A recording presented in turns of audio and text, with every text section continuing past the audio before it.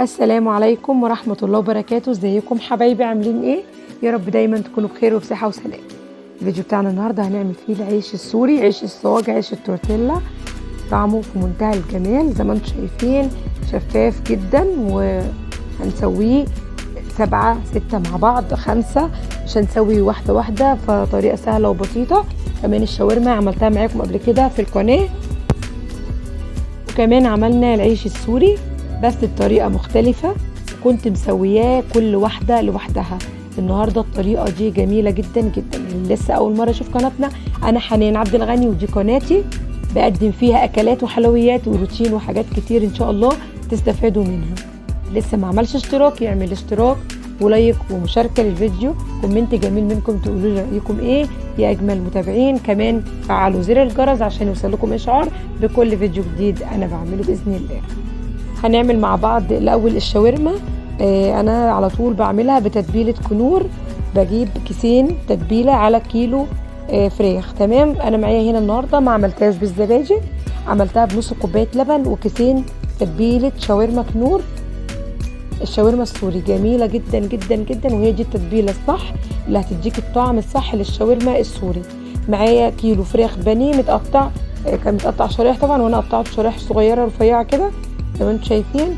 وهننزل بالكيلو بانيه على او كيلو شرايح الفراخ على التتبيلة ونقلبها كويس جدا، وهسيبها في التلاجة من بالليل لحد الصبح. طبعا سما بنتي حبيبتي هي اللي عملت التتبيلة وقطعت الفراخ، هي شطورة وبتحب تتعلم. هنسيب الفراخ بقى تتبل من بالليل، وهنبتدي نعمل العيش بتاعنا. معايا كيلو دقيق ومعلقة ملح، وهحضر المية. اول حاجة خدت كوباية مية نزلتها كده على الدقيق، وهجيب 5 معالق زيت، 4 5، وهنقلب الزيت مع المية والملح والدقيق كويس جدا.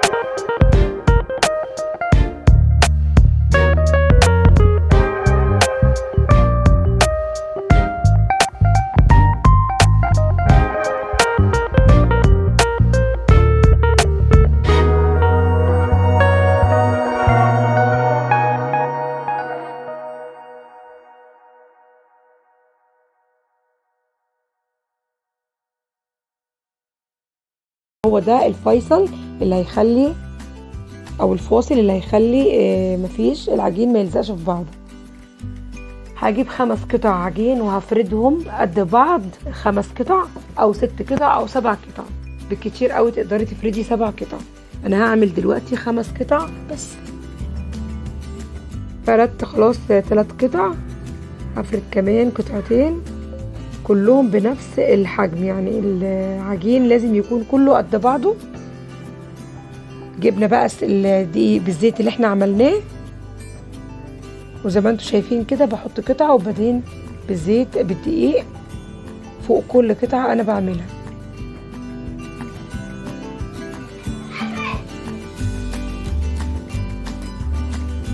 دي كده كانت اخر قطعة. هبتدي بقى افرد، وطريقة الفرد مهمة جدا جدا، تفردي صح. خلاص بقلبهم بقى كده كلهم مع بعض. الناحية التانية بفرد هنا كده مرة،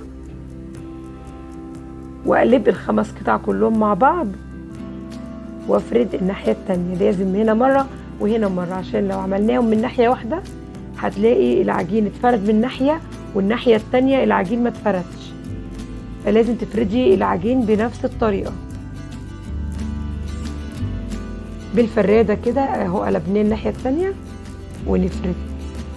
طبعا زي ما قلت لكم العجينة تعمليها او هتفردي على قد الصاج اللي انت هتسوي عليه، ده الافضل. يعني ما يكونش العجين كبير قوي والصاج اللي انا هسوي عليه يكون صغير، اطراف العجين كلها هتنزل على الصاج وممكن تحرق منك او تنشف. فالافضل اعملي العجين او الدايره بتاعه الرغيف على قد الصاج بالظبط. فردت اهو على الناحيتين زي ما انتم شايفين. بفرد المره دي على الناحيه دي مره والناحيه التانيه مره. الصينيه بتاعتي اهيت، انا شغلت النار. تقدري بايدك تنقلي العجينه او بالمردانه كده تلفي العجينه على المردانه. ولازم نقلب مره، يعني كل نص دقيقه تقلبي العجين باستمرار. النار مش هتكون عاليه، النار في الاول هتبقى عاليه، تسخني الصينيه وبعد كده تخليها متوسطه او اقل من المتوسطه عشان تقدري تشيلي العجين بالشكل ده او العيش بالشكل ده اهو. بتفردي كده مره الناحيه دي مره الناحيه دي، وبعدين بتلمي. خلي بالك من البخار اللي بيطلع من العيش، خلي بالك على ايدك. تقدري بالماسك برضو تشدي بيه الرغيف كده عادي.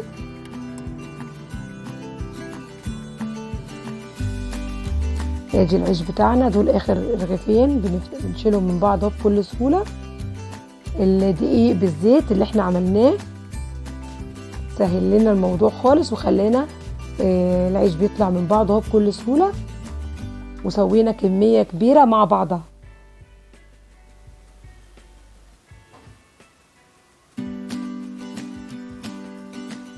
هنسوي العيش كله بنفس الطريقة. هتعملي 5 أو 6 أو 7 طبقات بالكتير قوي، وتقدري تسويهم كلهم مع بعض بنفس الطريقة.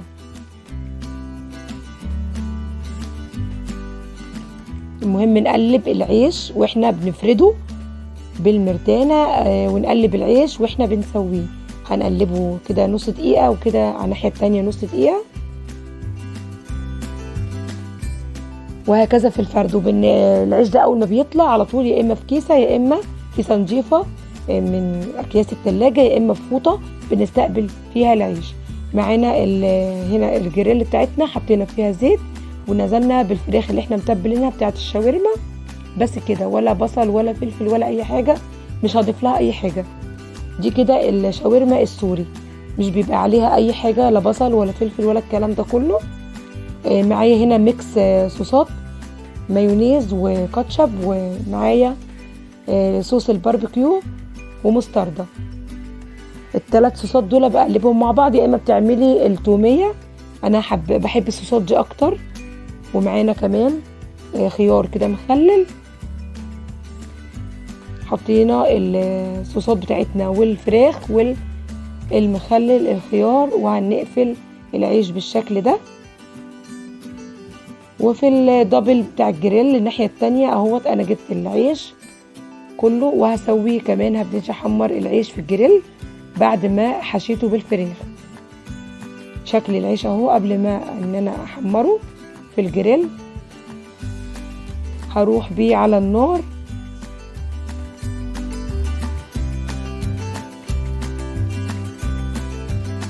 شكله جميل جدا زي ما انتم شايفين، طعمه كان في منتهى الجمال.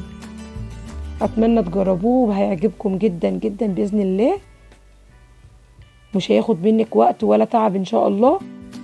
كمان التسوية سهلة جدا جدا زي ما انتوا شفتوا. بنقلب بقى برضو العيش باستمرار، خلي بالك عشان مش بياخد وقت في التحمير، بيتحمر بسرعة جدا، فخلي بالك وانتي بتحمريه.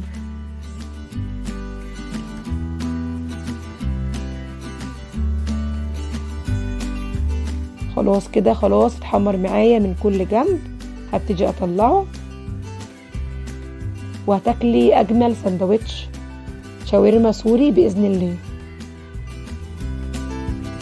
شايفين بقى الجمال، وكمان الطعم اجمل بكتير.